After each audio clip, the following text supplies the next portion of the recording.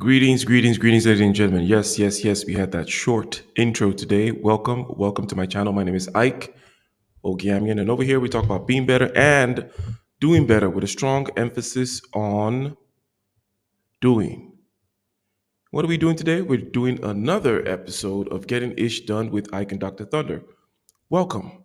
And today we're going to be talking about that elusive sweet nectar called creativity, something that we know we need, typically, shall we say, difficult to define, to grasp, to get a hold of, to hone, to tune, to develop, right? If we don't quite know what it is, how can we actually know how to develop it? But since this is a show about getting things done, we know that it is something that, right? It is something that generally we need, we want, we seek after. It is sought after in the realm of problem solving, is it not? Shout out to Aaron B in the house. Shout out to Game Changer in the house. Is that not correct, Game Changer? That, hey, maybe you may not be able to define creativity on, if I wake you up out of the bed in the middle of the night or something, I tell you, hey, give me your best definition of creativity. You may not be able to define it.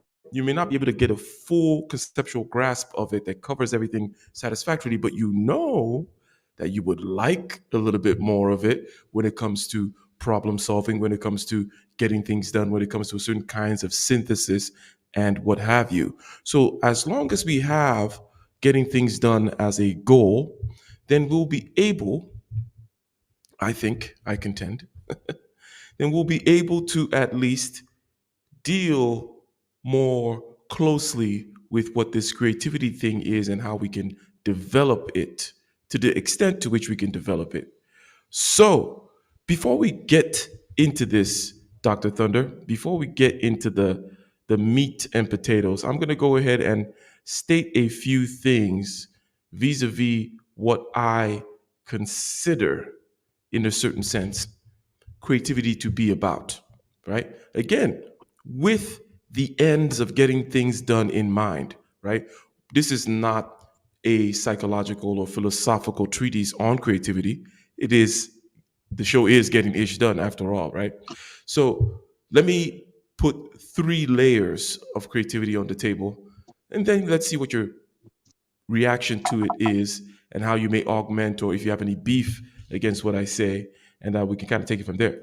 On the one level, on the one level, as I mentioned earlier, it is about problem solving. And that's what I would call the basic kind of most general rudimentary idea. Problem solving in the realms where the problem or the solution is not prescribed yet.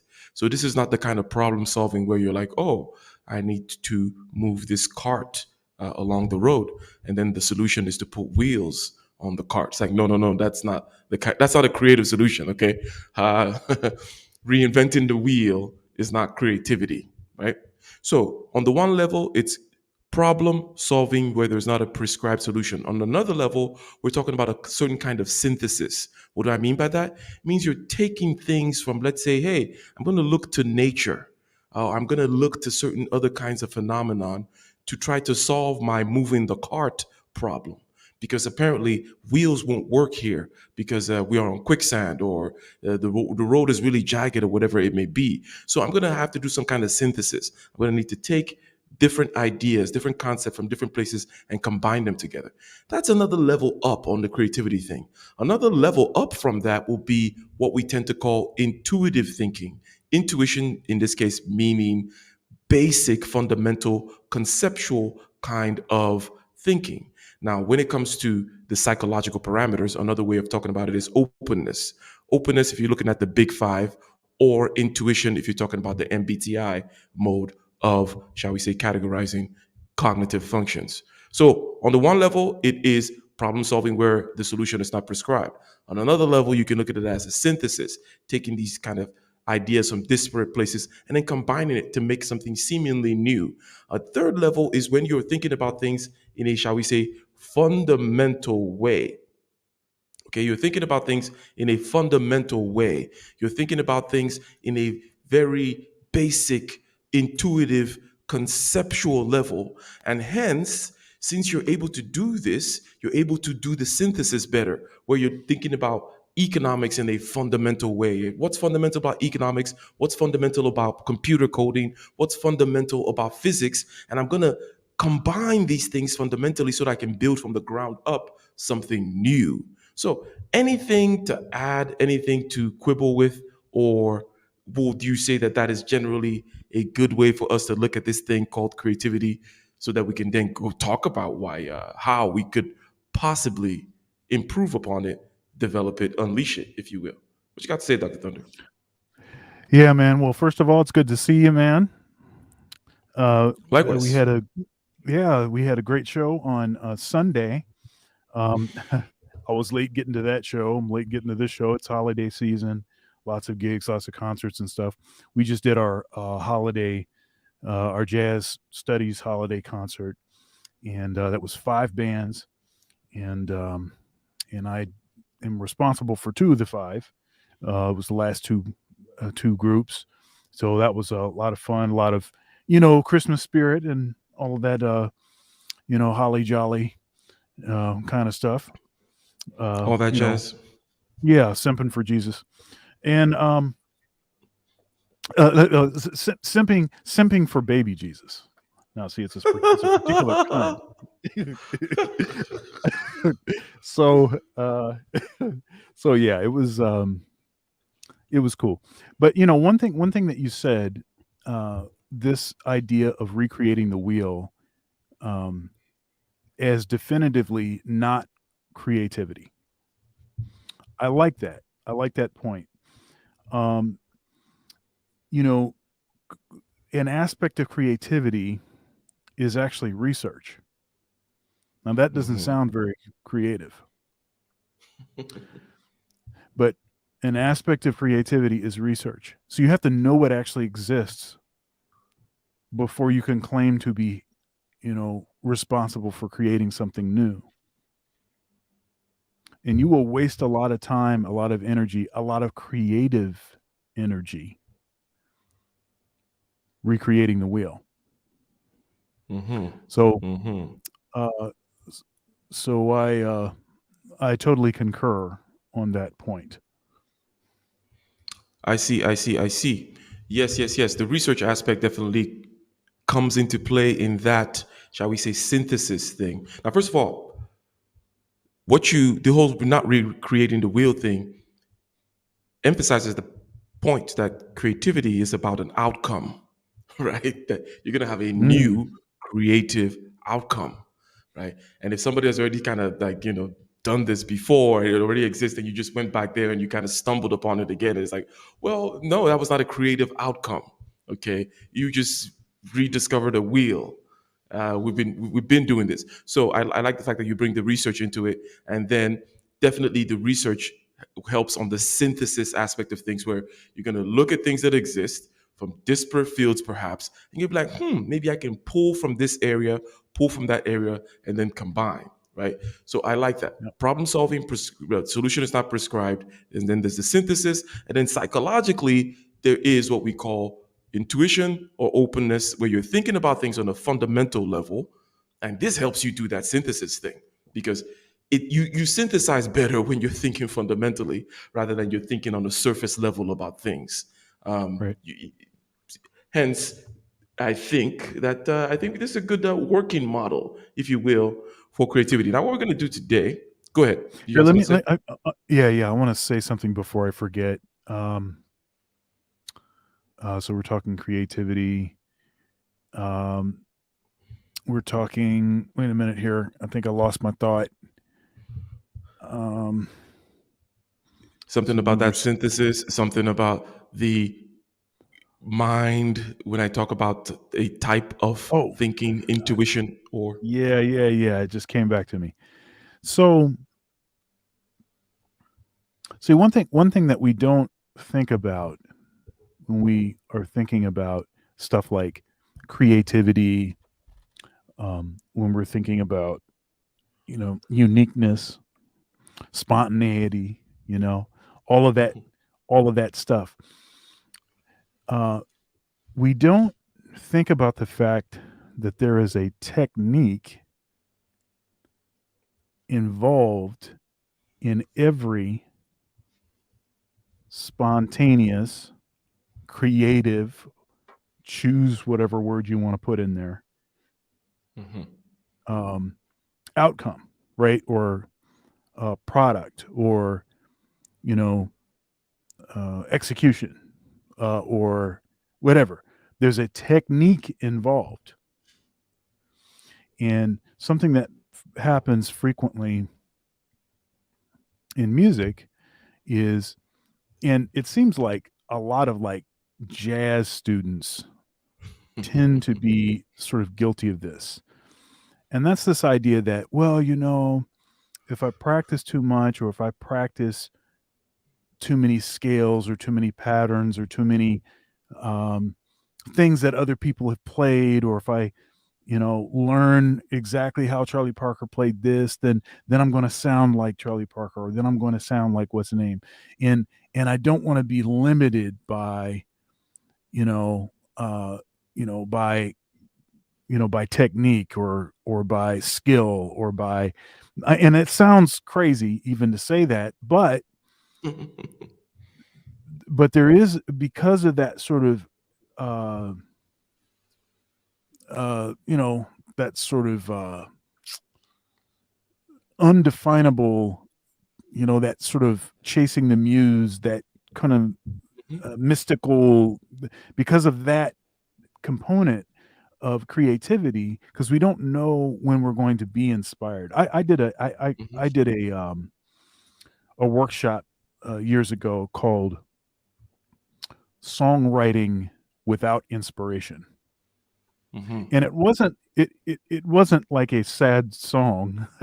Like the title wasn't to say it suggests something sad.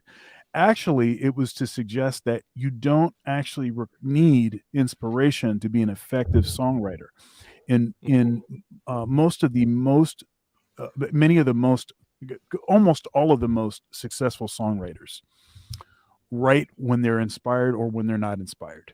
There's a process. There's a Yes. way to go about it, right?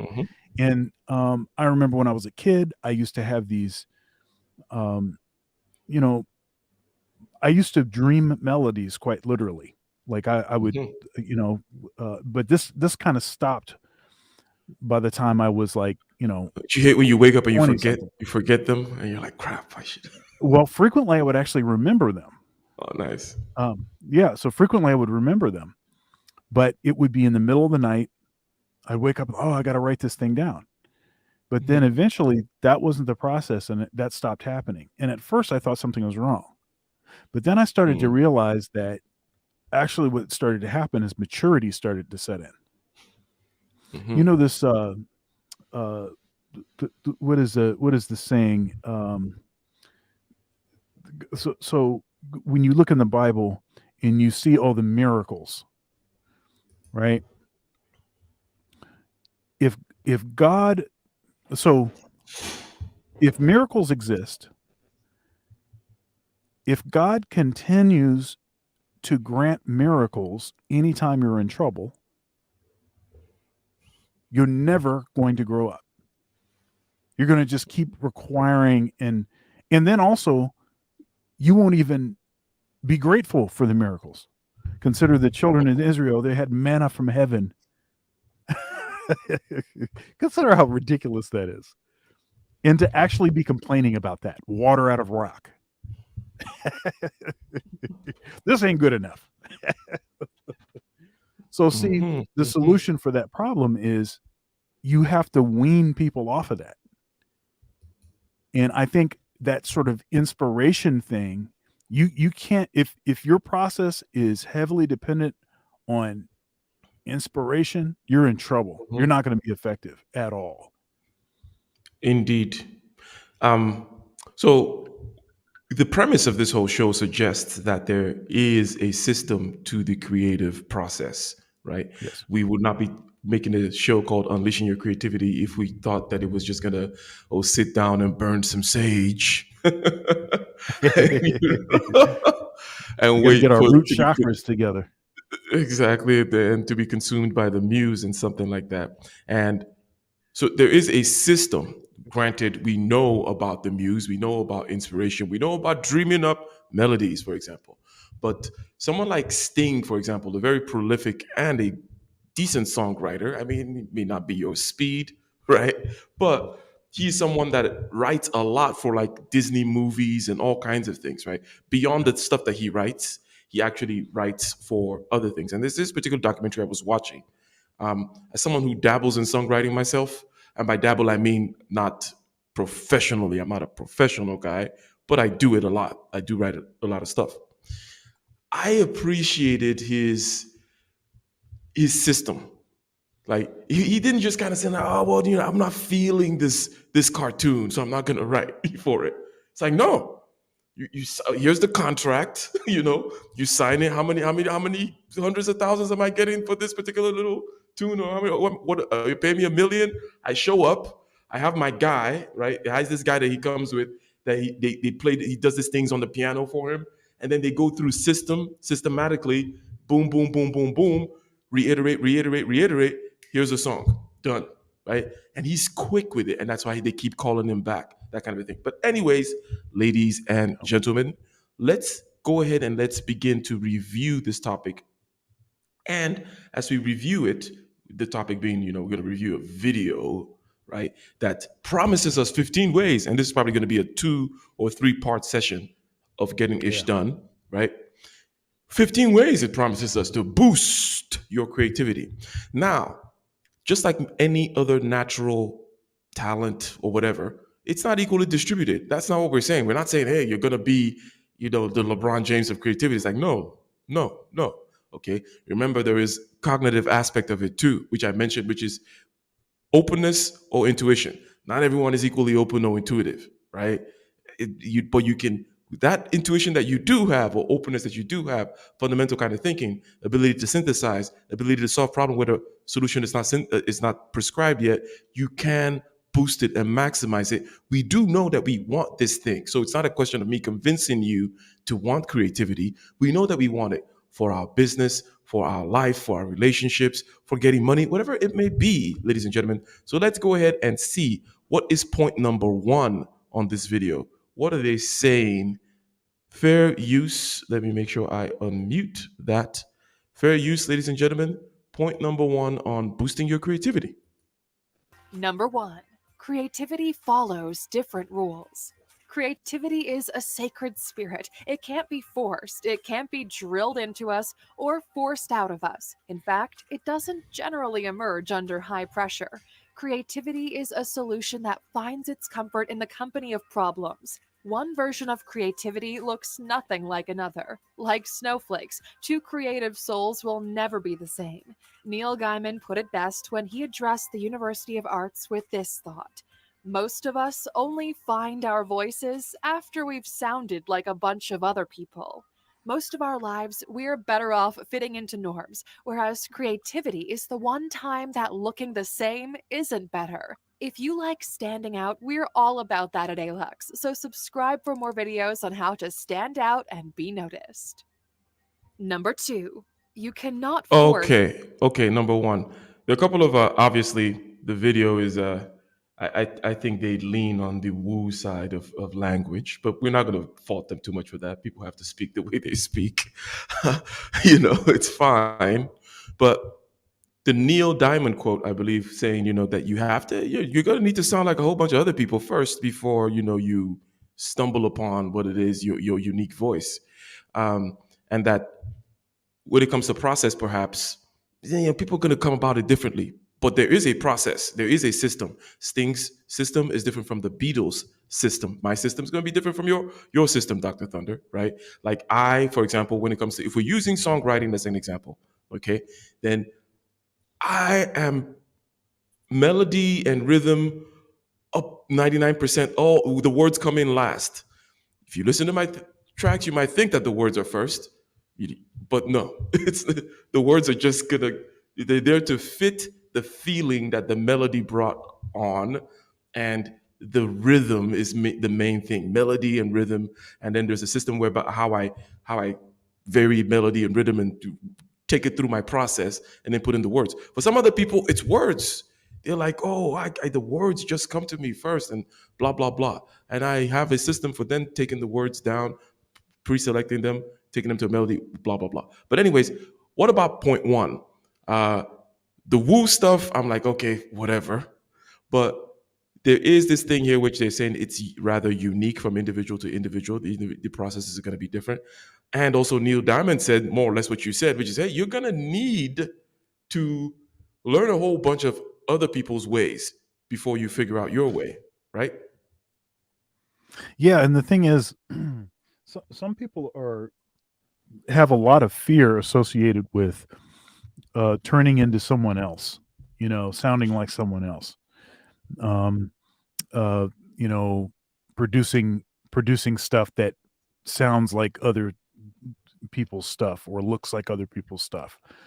But the thing is that even if you uh, uh, only tried to emulate someone else, you're still not going to do it exactly.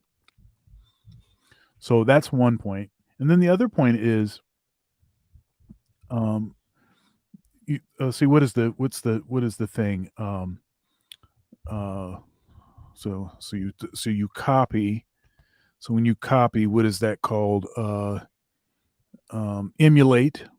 All right. So you first you emulate, then you're going to internalize,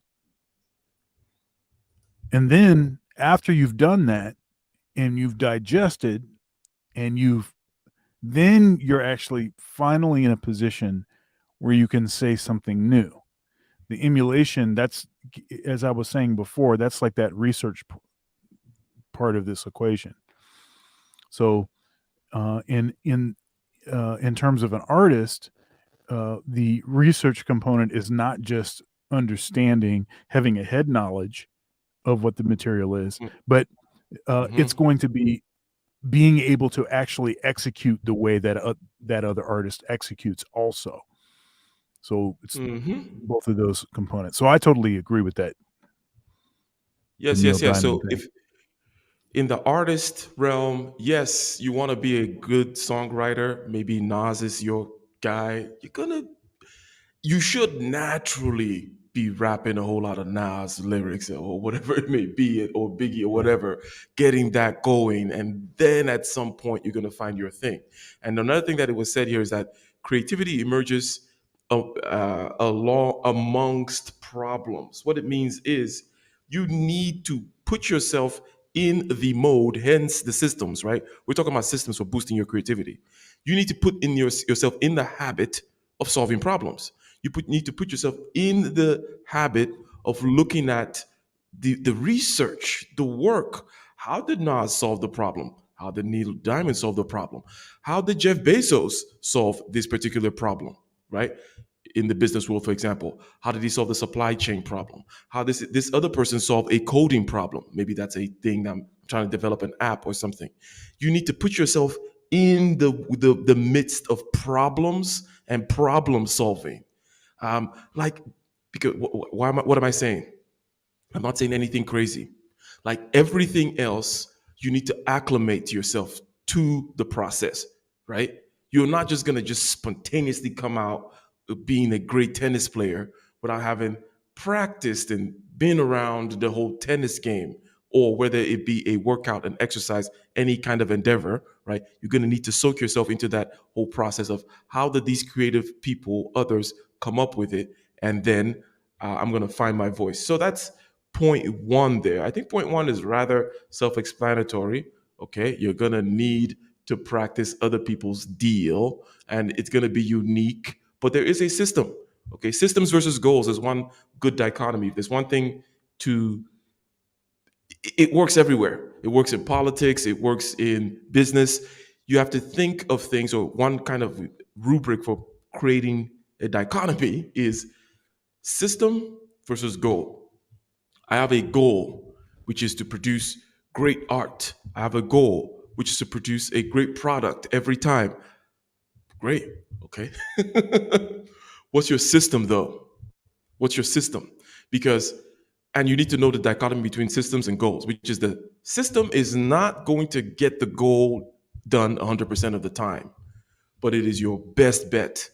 Otherwise, things will never get done, right? Oh, I need some kind of good governance. I want people to be free, and I want them to have some kind of political agency, and I want this, and I want to do a country. Well, what's your system? There's got to be some kind of a system, and the system will be, hey, democracy, free market capitalism, and then you can complain about the system and how it does not always hit the goal. But what are you going to do? Dream up? You get the point, right? You need a system all the time in order to instantiate goals in the real world. Otherwise, it's just going to be dreaming up of utopia.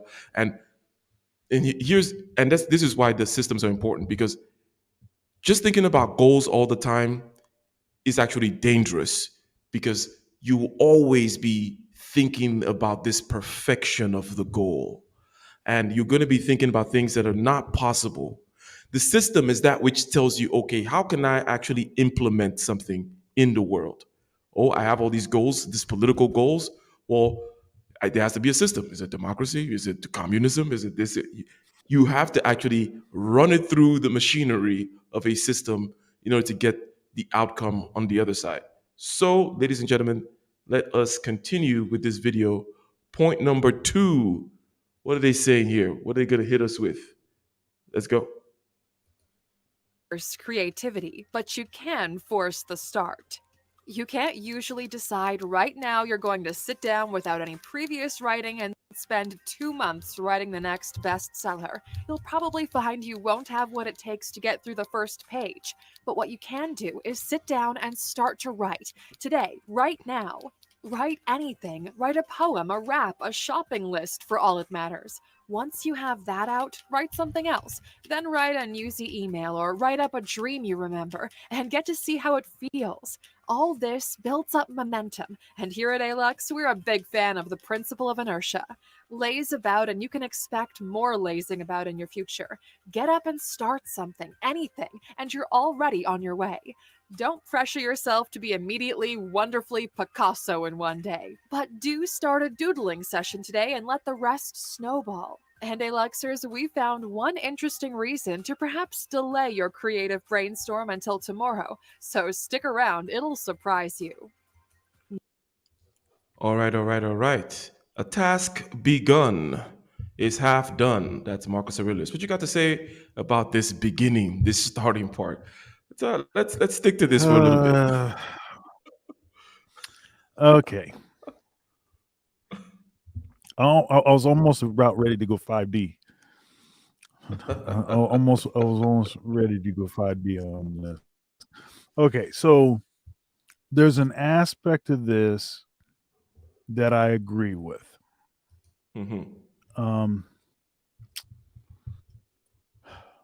So yeah, I mean, doing something is better than doing nothing. Now, I'm not sure that just because you started writing that's going to actually get you steps closer to being the next great American novelist. I don't know how related to that writing a grocery list is.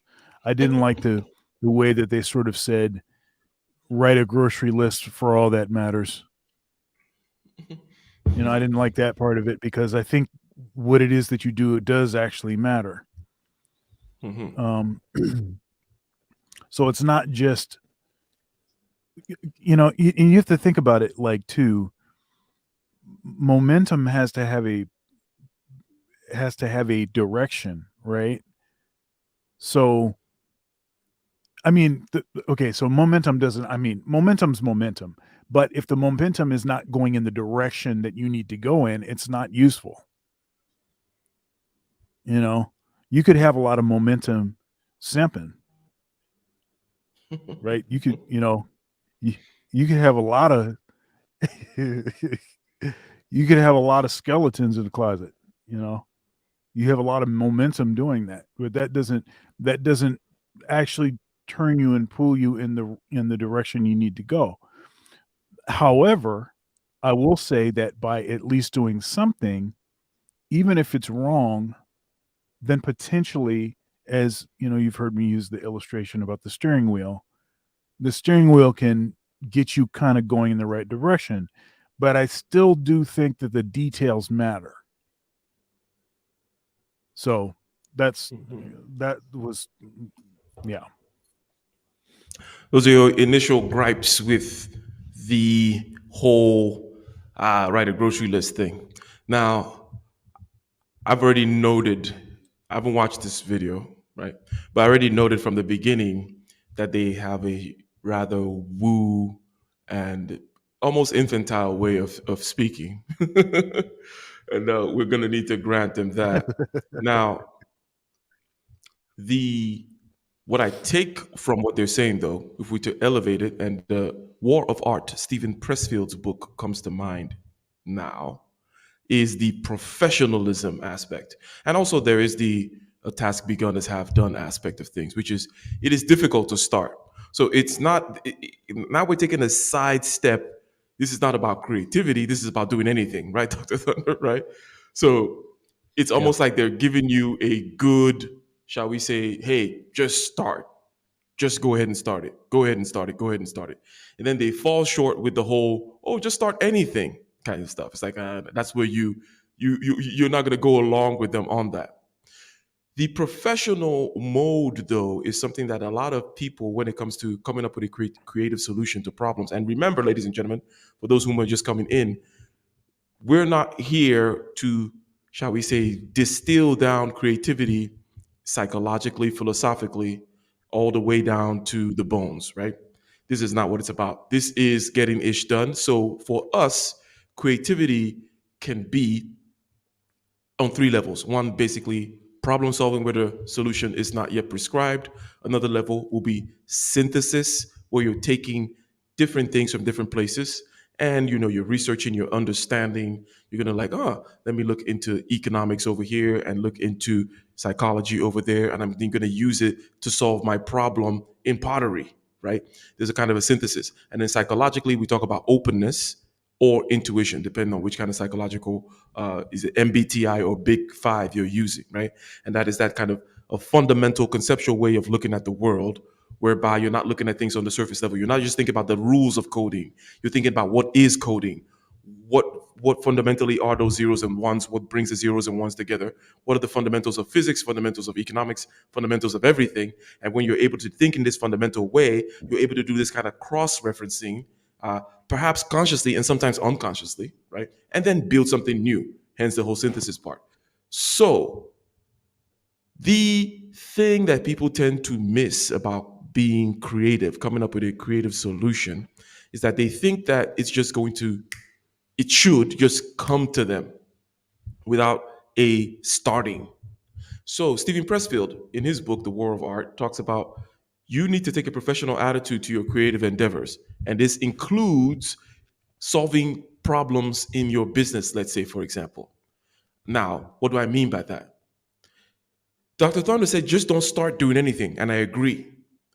Okay. But you have to have a time where you actually go into your room. Let me talk about uh, what I do. One of the things I do. I was talking about music, but now let's talk about engineering, right? I have to actually go sit down, and this is the time now where I'm going to try to solve this problem for Murray Company. Okay, it's one of my clients. They just threw a wrench into one of the things that we're supposed to do, which always happens in the construction world, right? Oh, we're gonna build this, but sorry, that thing we're gonna build, we're gonna need to build an access platform to it, and we need to drive a truck across the access platform, and it all needs to fit in this place. And yeah, we all gotta, yeah, just add the access platform with a truck on it. I'm like, whoa, come on, bro.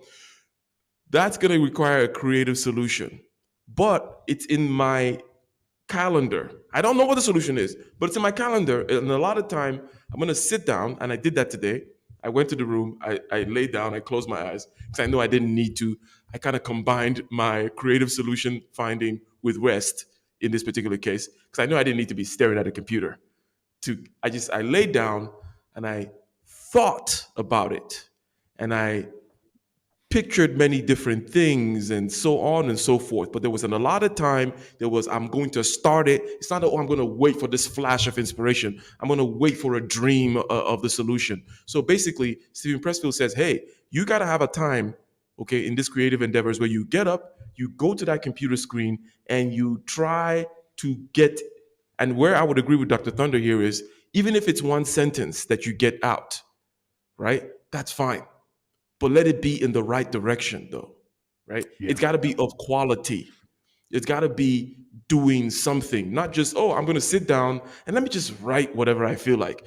I'm just going to sit down and let me just solve some other structural engineering problem. you know, let me solve something else. Let me not think about the truck that they have to drive into this platform and blah blah blah. Let me just go think about something else. Like no no no no no. But there has to be a time. Anything else to say about this, Dr. Thunder, before we move on? Yeah, and this is a interesting thing, and I'm realizing the older that I get, it was a real formative time in my life when it was like, I hadn't quite finished my degree yet, my undergrad, and I was going into my master's degree. It was that kind of time period, and all the way into a couple years after my master's degree. And I was attending a church, Christian Life Center in Kalamazoo, Michigan. I interviewed the pastor of that church, who's still a close friend of mine. His name's Joel Brooks. Joel Brooks has actually been on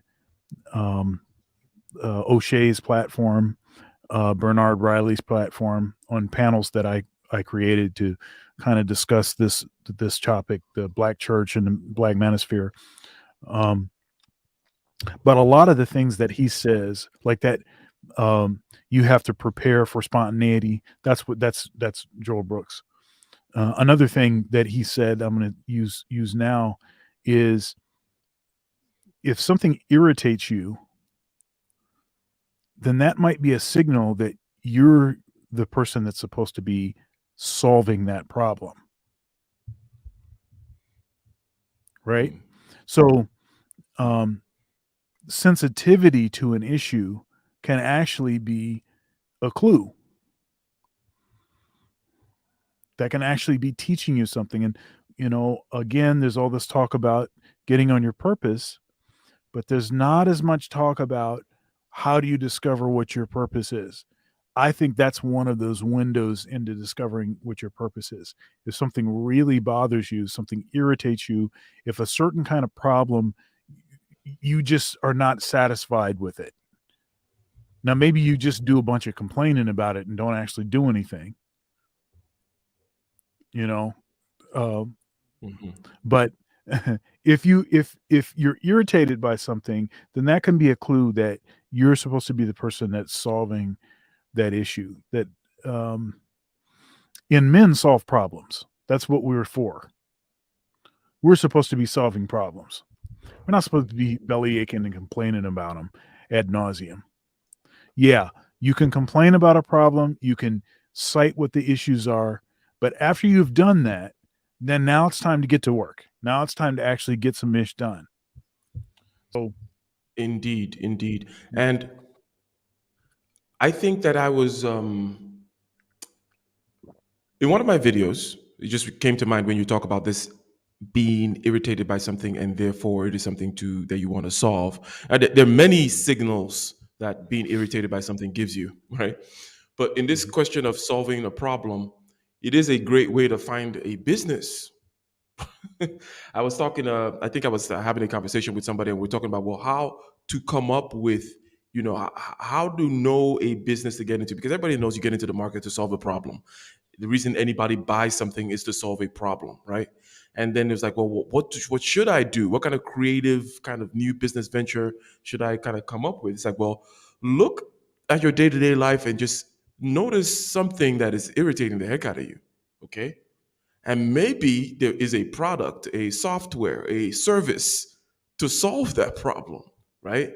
And maybe you're the person. I don't know. I don't know what it is. I don't know what it is. Maybe, I don't know. But Shark Tank is filled with these kinds of solutions, right? Solutions in the form of products or services that address issues that irritate us. But I like the fact that you put it that way. And also, it is a way, speaking of boosting creativity and coming up with creative solutions, is hey, if something is irritating you, maybe that's an opportunity. Maybe that's $1 billion opportunity right there. So, ladies and gentlemen, let us continue with the review of this video. And so Yes. far, okay, so far they're not doing so bad. So far they're not doing so bad. They promised us 15 ways. We're at way number 2. They're saying that we should just start. Having already told us that things are, the process for creativity is going to be different, and you're going to need to learn other people's modes and be in the mode of learning about solving problems and how other people solved problems in order for you to come up with your way. It's not going to be without work, fellas. Just like this point number 2 says, even though they say just do any work, which is like, no, no, no, no, no. You can't just do any work. You got to show up there and start doing the real work, which is the work you're supposed to be doing, even if you're only able to get one line out. Even if, Yeah. and by the way, um, I think I used an example of in a couple of episodes back about having to solve this problem for the architect, right? So I finally got the solution, okay. But the first time I sat down, did I knock it out? No, but I worked on the problem though. I came up with a first iteration. And basically, this guy wants to build a building with where walls down the line, right? So typically, when we build things, as anybody may think, we realize, right, Dr. Thunder, we line up the walls. If you wanted to just build something like the perfect little box, 2-story, 3-story box, all 4 walls just aligned, right? When you start like, okay, but I don't want any walls in this building to be aligned with each other, right? Architects and whatever that they want to do, I had to first of all, like, okay, what the hell? I came up with one kind of close approximation of the problem, went back again, and then delved into it again. And then the final solution came when I was actually communicating with the guy. I was telling him something. So this may be something, maybe not in this episode, but in another episode. If it's not addressed, I may want to share a couple of tips about creativity also gets boosted when you're in communication. Now there is a very solitary Yeah. aspect of it that you got to do. Go do that solitary part first. But then when you come out and you're like, here's the idea, and then all of a sudden you're like, it just kind of falls in place somehow. I don't know if you've had that kind of experience before. Uh, you mean you mean by collaborating with others? You mean that other people maybe have different blind spots and maybe see in your blind Shocking. spot, right? You know, I'll tell you as much of like uh loners. I don't know whatever you want to call us. Uh, you know, as much of that as we are, that whole community thing is still critically necessary with respect to us being able to truly improve, because it is not possible for us to see ourselves truly. It takes other people for that. And that's one of the reasons why this puzzle of knowing thyself is such a challenge. It's not really something you can do solitary. Mhm. It's not really something you can accomplish that way. It really does require other people, and not everybody. It doesn't have to be a lot of people. But it does require Mhm. other people. Yes, yes, yes, 100%. It does require people, the relevant person, depending on the aspect that you're trying to view yourself. But opposition is necessary for defining something. Things kind of or shall we say, mutually define each other based on you not being the other thing. That A is not B and B is not A is Right. a very fundamental way in which perception and the whole universe works, right? Law of identity. Subject, exactly. The law of identity, the subject and the object defining each other. How do you know what you are? Well, you know you're not the television, right? Okay, so then that's a television. This is me. There's an opposition. And I'm not that other person, this other person. Anyways, we get the point. Let us continue. ladies and gentlemen, let's see what they got for us in point number 3. Number 3, you might need some alone time. Because true I creativity like is this one. often so deeply personal, it's best to boost your creative juices in solitude. This way, you can curate what outside influences you allow in. If you're not up for banter, criticism, or outside input, you can control this from your isolation. Bill Gates calls this alone time his Think Week. He began the tradition of 1 week twice a year in the 1980s. He spends the time alone in a cabin in the woods, reading, thinking, making decisions, and perusing ideas he's been pitched. With his side chick. He also takes longer periods alone Let's if he has a go. particularly big challenge he's facing. When you have uninterrupted time like this, it allows your mind to wander deeper on a topic or idea. Oscar-winning composer Ludwig Göransson was responsible for the incredible soundtrack of The Mandalorian. While scoring the series, he stayed completely alone in the studio for a month as he created the immersive soundtrack. Number 4, music. All right, Dr. Thunder. Let's get your reactions to this alone time. We were already beginning to allude to it, juxtaposing the alone time and then coming out and then showing it to the community so that the blind spots could be rectified. Your blind spots could be rectified, their blind spot, blah, blah, blah, blah, blah. Anything to say about this alone time aspect of boosting your creativity? Oh yeah, I love alone time. You know. Oh, it's one of my favorite things.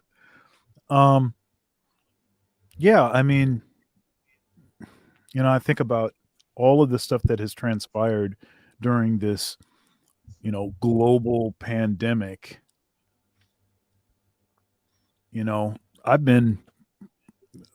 I just did episode 179 of Conversations with Dr. Thunder, and it's with this gentleman right here on the screen behind me, Patrick Bartley Jr., as virtuoso saxophonist.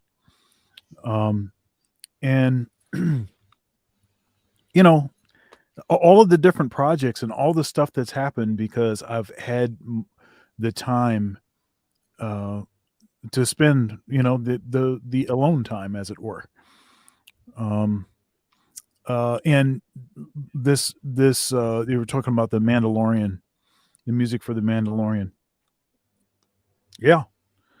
There's a lot. I mean, you have to spend a lot of time by yourself, practicing. That's one of the things that I talk to my students about. When you go to school for music, you're there to practice. That's what you're there to do. And so you have to be cutthroat about your time, and you have to learn how to tell the riffraff no. And people are going to be asking you to do all kinds of stuff. Usually the hardest stuff to say no to is the stuff that seems like it's somewhat adjacent to the things that you should be doing. It's not usually the opposite stuff. It's not usually like, well, I'm supposed to be studying for this test, but instead I'm going to be at the strip club. It's not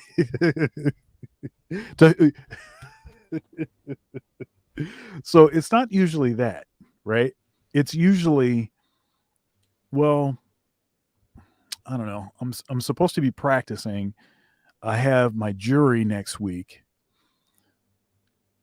but somebody just asked me to go to a jam session.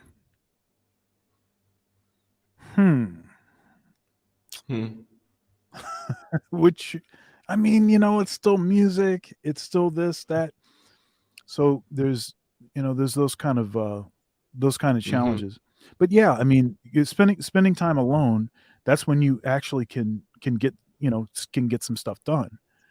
I mean, show me all these people that are doing really, intense creative projects, like, in public, and I'm not talking about the people that are trying to look like they're important and look like they're actually writing, like they're the next American novelist, the next great American novelist with their laptop at Starbucks. That ain't what I'm talking about. I'm not talking about posery. So anyhow, Indeed, indeed. So when it comes to the alone time, and remember, I kind of put down three basic rudiments of creativity: solving problems where the solution is not prescriptive. Secondly, there is synthesis. And then thirdly, I talked about the openness or intuition, thinking fundamentally, thinking in terms of the basic, underlying, most fundamental concepts. This is the part where, or shall I say, the alone time, okay, is the part that really, really dovetails with the third item here, the intuition. The mind needs to be very focused, quiet, mm, okay, in order for this kind of a fundamental kind of thinking to be done. Okay, there is something about two people, which we already talked about before, which we can kind of check each other's blind spots. Um, but the thinking is not so fundamental, or shall we say so. Now, it is rare that you find, and when you find that kind of person that you can think very deeply with, right? It's a quite a pleasurable experience. It's nice, but typically, when you want to think deeply, it's got to be a solitary activity. Let me go ahead and say the kind of like the opposite, right? Point is, imagine yourself having a conversation, maybe with yourself, and then add one more person. This other person is able to go there with you. You guys are there alone at the table at the party. The conversation is getting deep. It's getting real. It's a real conversation. Now picture three more people come in. Is the level of the conversation going to increase in depth, increase in uh, clarity, increase in consciousness, or is the consciousness just going to go uh, down? Is the clarity going to oh go my down? goodness. Is the depth going to just disappear? Okay. Dr. Thunder's reactions, Dr. Thunder's groanings, and the intuition that you guys are hopefully having gives us the answer to this. Basically, we don't think deeply in groups. We're not supposed to. We're supposed to do mob shit in groups. The mob is supposed to be Yeah. stupid. Okay. The mob is supposed to be stupid and just predictable and act, right? That's what we do to when we group up together. It's not to think, okay? And that's why this whole party experiment, this thought experiment we just did, tells us. And I preempted, or should I say, preface this by saying, yes, yes, yes, you can find that person that you can kind of think with deeply together. But Yeah. even there is a limit to that. You guys need to go separately and do your thinking and then come back, right? Yeah. Point is, the intuition, openness, fundamental thinking aspect of things, which then is a great aid to synthesis, which is the creative aspect, can only be done or is best done by yourself. And there is a unique aspect of creativity as well, which is like this is your unique solution. Hence, why would you this part is just it's almost like a tautological, or it's kind of like self-defining, like, yeah, it's your solution, therefore you should be thinking about it. And there is no such thing as a collective brain, right? Mm, It's one brain, and then your brain, blah blah blah blah. Now we know we're social creatures. We can keep on going vacillating between the fact that we're social creatures and we're individuals, back and forth. But I just use that thought experiment at the party to show that we don't think. You want to elaborate upon that thing, because you already talked about the fact that you're going to need practice, time, alone time, time to do the work. How about the fact that fundamental thinking, it doesn't tend to happen in groups? And that's not a bad thing, but that's not what groups are for. Groups are not there to yeah. think deeply. Yeah. It's one thing. It's interesting is the term groupthink. Okay, but don't be confused by that. That's not to suggest that there's any real thinking going on. It's more like tapping into something that's in common, Mhm. latching on to something in common, as opposed to everyone actually processing the information. Mhm. Now, one of the reasons why this whole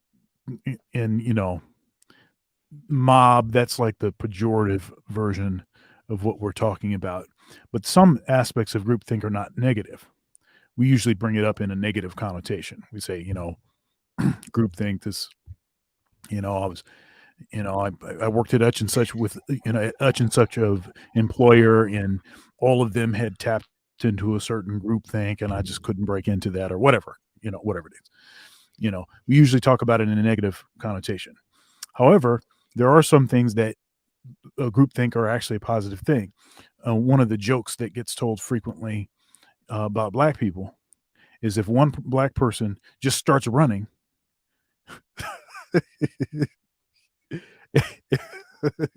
everybody's going to start running. And you're not asking questions. It's not like a rational, kind of thing, but it also is a sort of instinct that could prevent you from getting shot or being killed by, animals or whatever. Right. So, so yeah, but yeah, I mean, the more important aspects of thought will have to take place by yourself. One thing that is always kind of frustrating to me, working in a lot of churches as I have, is often is the case that people will, an entire institution, like the whole church, they will think that, they have tapped into, the Holy Spirit. Oh, we're all hearing the Holy Spirit. Oh, the Holy Spirit's telling you that too. Oh, we've heard the Holy Spirit. But really what it is it's just groupthink. And what it is that everyone's keying in on what they think the pastor, whoever the leader is, they're sort of keying in on certain things that the pastor is saying, or certain behaviors, or certain things that they tend to respond well to. And they are all themselves orienting around whatever that, and prioritizing whatever that particular kind of behavior or preference is. And then you start to have then they start to see things in a similar way. And of course, human nature, for anyone, human nature is going to be to gravitate towards people that seem to agree and support you. And then you're also going to tend to promote people and hire people that at least have a certain amount in common with you. So the thing is designed basically to create this sort of occurrence over and over. But it's always confused as being something that it's not. It's always just a regular human thing that people do. It's not, it doesn't require any external, force. Our imagination is enough to create that. So yeah. And this is all within this soup of creativity being boosted by alone time. This is point 3, I believe they're on right now. Point 1 was, hey, it's going to be unique and you're going to need to study different kinds of people. Point 2 was, you're going to need to start the work, do the work. Maybe this is point 4. Okay, maybe I missed point 3. But point 4 or 3 that we're on is this alone time business now. Okay, now you just talked about the fact that groupthink happens. Okay, and groupthink is not. It's not creative, by definition. Right. It's not thought either. It is. I would say it's not really thought either. It's more of like finding the common thing to grab on to, and that doesn't really take processing power. 100%. It is. It's a very mammalian process of a social animal to do. And it's great for action, as you said, for getting up and running when someone else is running, right? Or getting up and doing crazy mob things when the mob is doing it. So, and it's a great way of us to. Hey, there's a 70-inch TV. It's I'm glad I'm under the influence of mob thought right now, because I would think that this is wrong. Totally powerful for amplifying our actions. It's like a superpower we have, and it typically goes in a bad direction. You know what I mean? So it's going in the. Anyways, how does one actively then implement this? Because we're talking about Okay, as an individual, okay, you go do your alone time thing. That's another thing to boost your creativity. Yeah. In an institution or in a business, what I find is after you hire the right people, okay, and you give them the right kind of autonomy, what you want to do to increase this kind of creativity and minimize groupthink is you want to create a certain amount of opacity, make things opaque. What I mean is this idea of transparency is a democratic prejudice. Okay, we are prejudiced by the societies we grow up in, right? We are democratic peoples, so we think that transparency is great. But we did not individually. What I mean by the individual people in the democratic regime whom think that transparency is great did not individually think through philosophically and come to the conclusion that transparency was great. No, okay, it's a democratic prejudice.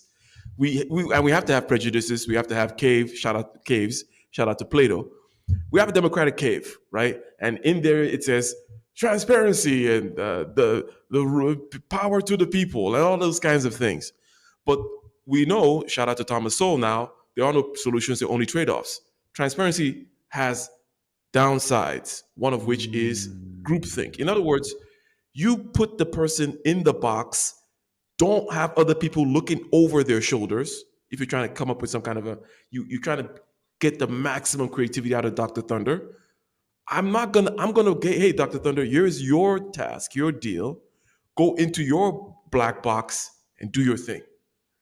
Okay, if you want to come out and tell us, what's going on or get them, come out.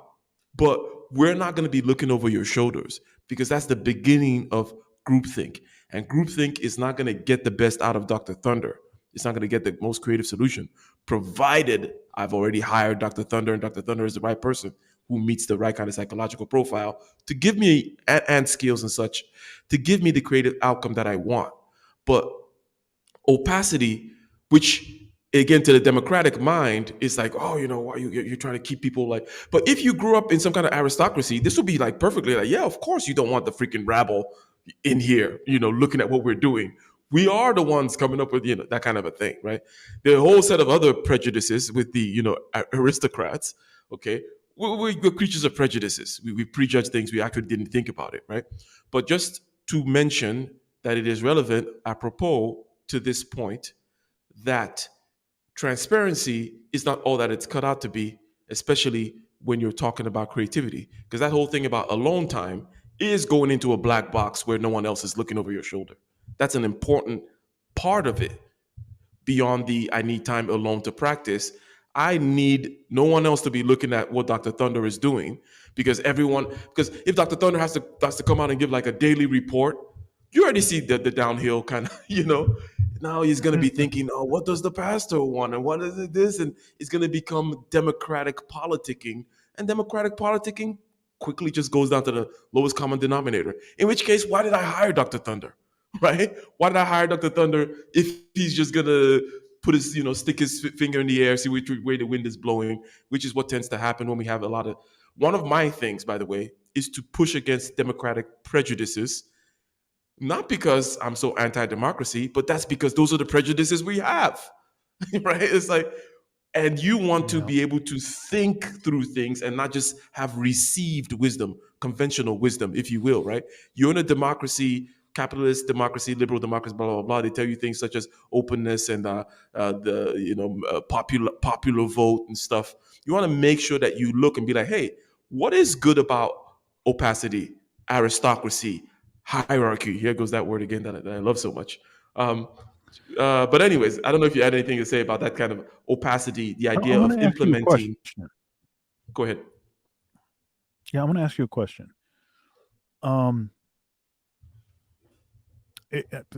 Maybe this seems vague, but are you a teacher? So this is what I'm asking by the question, by the way. So you could be in a job where your job is teaching, but you might not actually be a teacher.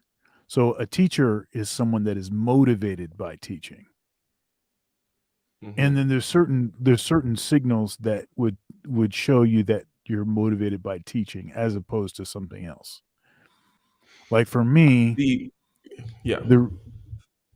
for me, the reason that I know that I'm a teacher, that I'm motivated by teaching, is certain kinds of things that I collect.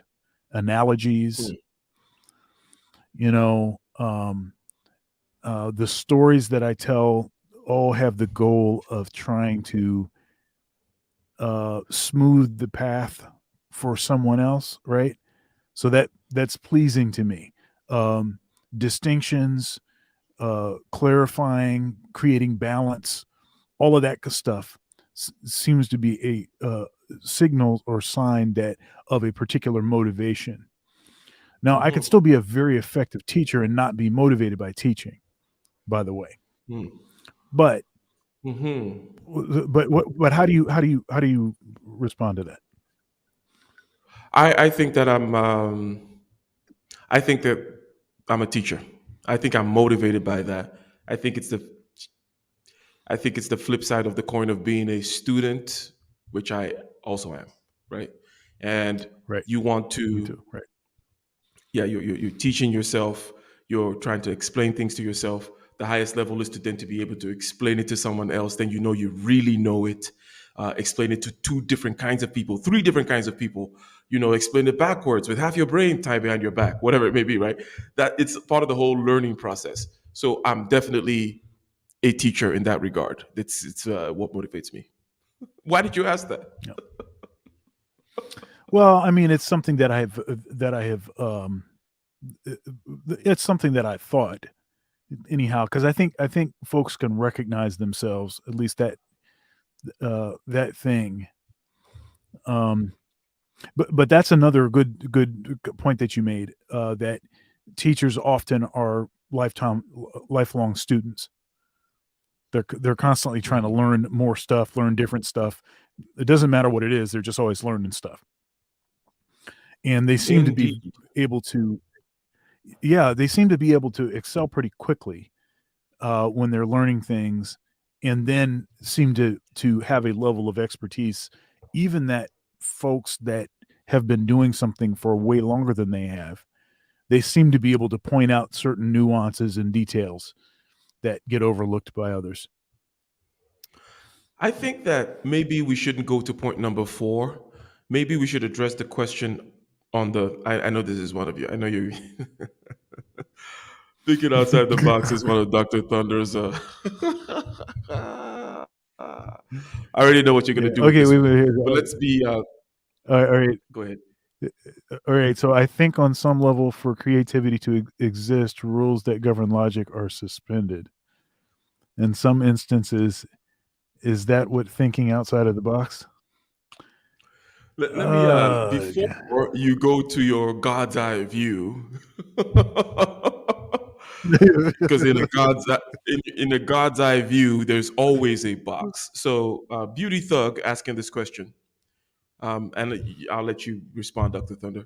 But there's always a box. There is always a logic, right? There is no breaking outside of the box, right? The best you can do is in that psychological, because I mentioned 3 things again, and it's a good way to just kind of reiterate some of the things that we're standing on as far as grounding ourselves when we're talking about creativity here. We're talking about solving problems for which the solution is not prescribed. Number 2, there's a synthesis aspect of it where you're taking things from different places. I'm going to take this from nature, take this from technology, and solve a problem in carpentry or whatever it may be. Synthesis. The third one is a psychological disposition, a cognitive function, right? It's actually a function, it's a tool, which is called openness or intuition. And I think that the outside the box thinking is it dovetails very well with this kind of openness and intuition kind of a deal. Okay. But Intuition, when it spreads out, okay, by the way, when it spreads out, when those people, they think of one thing, one fundamental principle, the fundamental of physics, some fundamental principle in physics, like thermodynamics, for example, and they kind of see thermodynamics play out also in economics. Like, the second law of thermodynamics, increase in entropy, I can kind of see how that plays in the price action of salt, right? And it just keeps expanding and expanding. People see that as outside the box thinking, but there is a logic to it. It's not, you know what I mean? It's not some kind of woo, just came from nowhere. And I'm not suggesting that beauty thug, that's what you're saying, right? But outside the box thinking for me is the psychological term for it in MBTI is called NE. It's called extroverted intuition, intuition that expands out. Basically, it takes one fundamental, it sees another fundamental, a third fundamental. Okay, there's some people who are great at it. I'm not the best at it. Shout out to Mr. K Polymath, our mutual friend here of the channel. He's one of the best kind of extroverted intuitors out there. He just that's his thing. My thing is different. My thing is to collect things back together. My thing is always, what is the point? I'm like that, the moderator, the guy that's always saying, okay, what if where's the map? Like, hey, whoa, you just scattered all over the place. What are we trying to build, right? That's a different kind of intuition. It's called introverted intuition. Okay, so any thoughts on what is on the table here? I just kind of gave my psychological thesis on it. So one thing that you said about this open, like what is it? This open to stuff, like kind of open-minded, closed-minded. Yeah, it's not. It's not open. Yeah, you're now. I know you're not. You're not doing. You know I don't mean open-minded, right? Okay. Yeah, I mean, openness is the term. Shout out to Jordan Peterson. He kind of made it popular. It's a psychological function, right? But intuition is I prefer that one. And it's just basically thinking fundamentally about things. You're open to concepts. You're open to ideas. That's it. Anyways. Yeah. So, but if there's a counter to open, would you describe it as, so you're not sort of creating a open versus a closed, like not No. willing to process versus willing to process. It's just a different kind of processing. It's a different kind of processing. But the openness is you're open to the actual, to an idea, to a concept, to the fundamental, as opposed to something operational. Yeah. Okay. Yeah, I got you. So, okay. So this outside of the box thing, I think it's related to often folks that use that terminology, many times they have a bias against this sort of research requirement component of the creative process, right? So, you must gather information before you can truly be creative. You must have a pool of resources, and it's not just about the tools that you would use to create with. It's also about, do you even know that what you're about to create, if that's actually a new thing or not, right? So the whole recreating the wheel sort of analogy. So it seems to me that usually it's the case that folks that use that terminology have that bias. They're thinking that that there isn't the actual connection, necessary connection. In their process, that tends to be abstracted. They probably are still doing a form of that, but they're not aware of what that is. And so since they're not aware of it, it doesn't seem to be actually steering and guiding what the decisions that they're making. But they may actually very well be, they very well may be totally controlled by that. So, in other words, you know what you know, you're capable of what you're capable of, and you don't know what you don't know. And you're not capable of what you're not capable of, right? That's just the way that it works. And so whatever whatever level of creativity that you have, or whatever your ability to produce something, is necessarily limited by those constraints. And you can't do anything about it. The only thing that you can do about that is actually expand, is by broadening, is by actually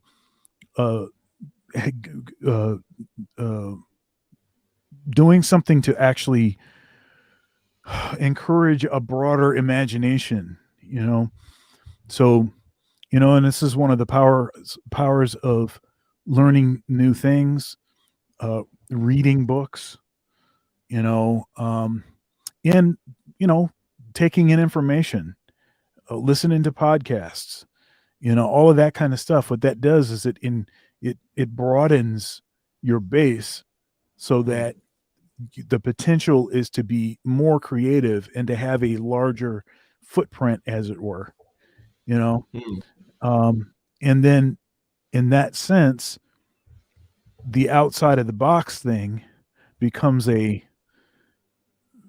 it's not even worth mentioning, right? Because now you have an actual process to expand beyond whatever the borders ever are. And you can do that until you die. It's one of the beautiful things about being alive today, is that there's an unending supply of information.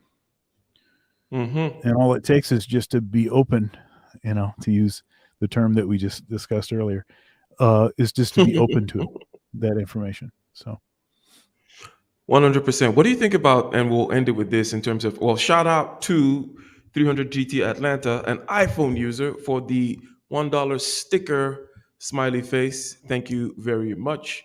And ladies and Thank you gentlemen, very yes, much. yes. The super chat button works. And The remember, we super will sticker take your button works. EBT. We will take your food stamps. We'll give you half the cash value, half the value in cash of the food stamp, and we'll take it all. Food stamps, the cryptocurrency, Shiba Inu, whatever it may be, we'll take it all. So that's right. What do you think about this? Because the thinking outside the box thing, people say that now. You mentioned this God's eye view thing again, even though you built it up from the ground up and say, hey, just keep building, expand. There's always a logic. You're not going to escape being. I think in one of our conversations, being and the logos, more or less the same thing. It's like space-time causality, being. That there is a logic to being. Otherwise, how could it be, right? So Right. there is, you can't get outside the box. There's always a box. There's always some kind of something that's going on, even if you don't know. But there is something that people. I'm drawing a distinction here between conscious and unconscious. In other words, there is and I think I used an example before in the previous conversation with us, the whole whirling dervish thing, which is still a system, right? Where you're whipping yourself into this kind of a frenzy, some kind of a trance, if you will, which is still a system and it has a logic to it. But you're trying to get into that thing that you don't know. You're trying to tap into the logic of your unconscious mind to help you kind of figure something out, right? And there is a system to doing that, but it's not outside the box. There's still very much of a logic to it. Okay, you're like, okay, what about if I just did this, and then maybe something comes out of it. I don't know. And then somehow some kind of thing and some kind of dream that you have remembered, and then boom, boom, boom, some new beat comes out. And you're like, oh, but there is a logic to it. There's still something that governs it. It's still within the realm of being. But what do you have to say about that? About there is a modality of operation where you try to outsource things a little bit to your, shall we say, unconscious. The whole kind of shamanistic mode of operation, if you will. Yeah, there's no such thing as random. I mean, okay, so okay, let me qualify what I'm saying here. It's not okay. There's a concept called random. We understand what that concept means. But as far as the way that we can interface with something that is supposedly random, there is no actual random. There's no random to someone that has a personality. If you're a robot, then possibly there could be something random. But since your personality is involved in everything that you do, so say for instance, if I start rolling dice and whatever happens is just happening, and it's random whatever is happening, my personality is still going to interpret whatever these random occurrences are in a particular way. Mm-hmm. So your personality is still involved in that. There's a great pianist and composer and author of a book called Effortless Mastery. What's my guy's name? I'll think of his name later. But he came to my alma mater, my undergrad, and Kenny Warner, great pianist, and he showed us these random ways to get something on the page. Okay? Random ways to get something on the page. It was about composition, music composition. But this could be used for pretty much anything. But he showed us all of these different ways to get stuff on the page. And then once you have something on the page, then what you do is you use your innate musicianship to shape what's on the page. So see, it's not really random. Mm-hmm. What you started with seems random, but what you do with it is not random at all, because you have all of your proclivities, your biases, the stuff that you've been exposed to, your blind spots, things that you're ignorant to, things that you're very developed in. Mm-hmm. Whatever your musical history is, like the kind of music that you've been listening to all your life, all the stuff that's been on, top 40, because everybody's influenced by that, if they want to be or not, right? You take all of that stuff and you throw that in the barrel, and no two people are going to make the same decisions because their personalities are different. Mm-hmm. It's not because of random. It's not because of anything random. It's because their personality, their individual things about them that make them different. That's the stuff that's involved in shaping whatever people perceive, whatever they perceive. Mm-hmm. Mm-hmm. I like that you qualified it with the whole personality thing, because there's a separate and deeper conversation to be had about chaos, which one could, and these are just words, right? One needs to unpack them. That randomness does exist in the universe, but there is no chaos in the sense that randomness, or what appears to us as chaotic has a logic of its own, right? And our ability to measure, to collect whatever the randomness of the gas molecules, or the seeming chaos of the gas molecules in this box over here, that then in a aggregate way I measure as temperature, but it's the average kinetic energy of all these things doing crazy stuff. In an aggregate way, I say it's temperature. If I look at it, it's too chaotic for me to individualize.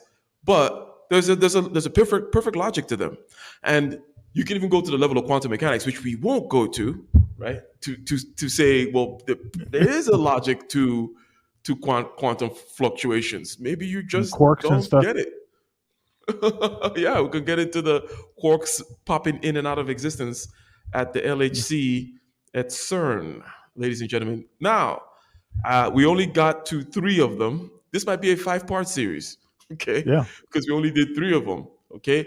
Basically, I'm going to try to do a quick kind of recap. I'll give you the last word, Dr. Thunder. Basically, we said, hey, Creativity, this is something that we want. It's something that we know that we need. It is something that we would like to have more of in our lives, in our businesses, in our relationships. We want it because it is tied to, inextricably linked, insofar as human beings are concerned, to problem solving.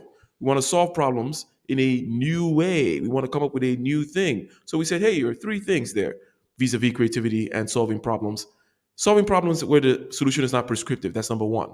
Number two, we're going to be able to synthesize things, take things from disparate disciplines, disparate aspects of life, and create something seemingly new, cobble it together. And then three, there's a psychological aspect, which is intuition, fundamental thinking. Some other the big five personality types call it openness, but it's openness is a confusing term because what they mean is openness to ideas, openness to concepts, as opposed to just openness to operations. Like openness to what is coding, as opposed to openness to, well, how do I code this thing? So these things are important to, shall we say, creativity. And then in the video we reviewed, three things we've looked at. Number one, it's going to come differently for different people, but you're going to need to study other people. You're not just going to be creative in a vacuum by yourself.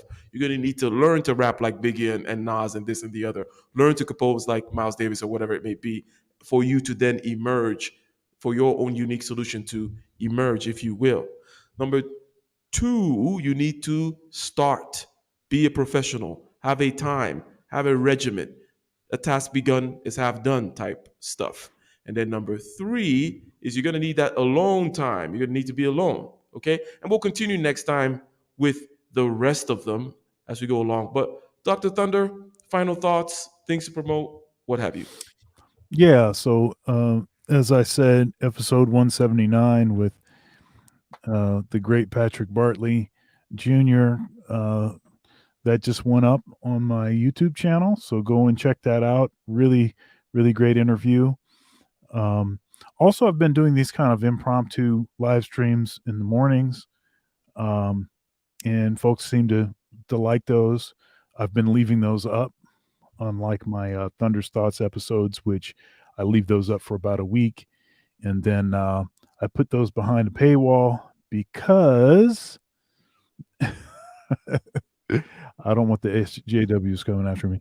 And then, praise the Lord. And let's see here.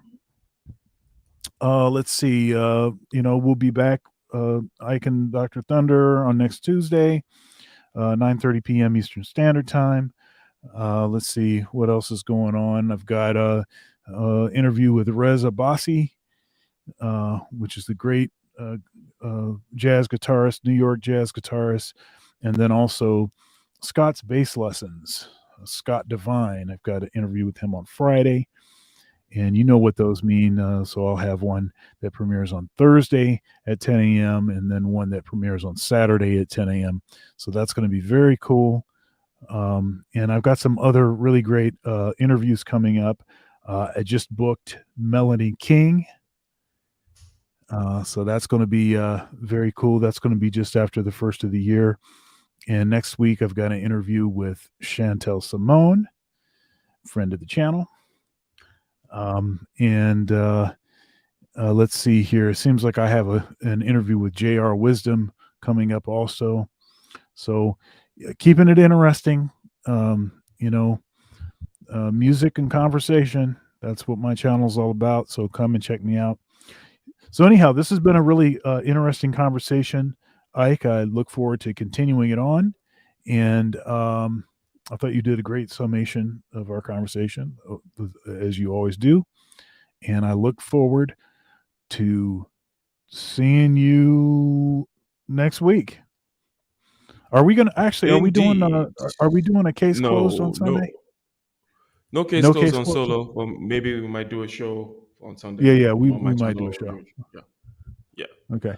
All right, ladies and gentlemen, we are out. And Beauty Thug is saying yes, fundamental thinking, rules of logic. Yes, there is no escaping being, there is no escaping logos. Let me never say never, right? When you figure that out, let me know. That's going to be the next $1 trillion idea. How to completely escape the box. Until that time, we're out.